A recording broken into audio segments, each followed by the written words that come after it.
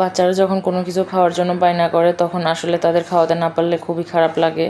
তো আপুর বাড়িতে বেড়াতে আসলাম, হঠাৎ করে আপুর মেয়ে বলতেছে খালামণি চিকেন দিয়ে ঝাল ঝাল করে কিছু একটা বানিয়ে দাও।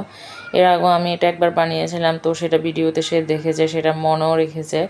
এখন আসছে পর্যন্ত আমাকে শান্তি দিচ্ছে না এটা বানিয়ে খাওয়ানোর জন্য। তো এই যে চিকেনগুলো আগে থেকে ম্যারিনেট করে রাখলাম, এখানে তেমন কিছু নাই, তো অন্যের রান্না করে আসলে কোনো কিছুই খুঁজে পাওয়া যায় না, তো হাতের কাছে যা ছিল তা দিয়েই বানিয়ে দিলাম। একটু পেঁয়াজ আর একটা টমেটো দিয়ে ভালো করে যে চিকেন শাসলিকে বানিয়ে ফেললাম।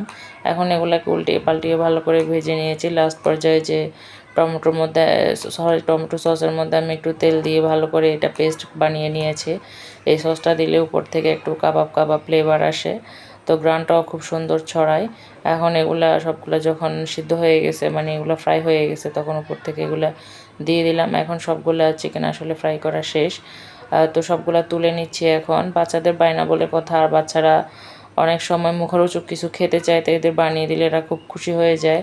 তো এই যে আমার সবগুলো চিকেন শাসলিক রেডি হয়ে গেল।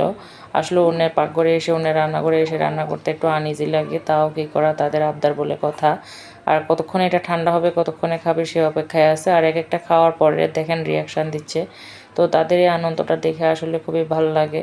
মাঝে মাঝে তাদের খুশি করার জন্য আসলে এগুলো করাই যায়। তো ভিডিওটা কেমন লাগলো অবশ্যই জানাবেন।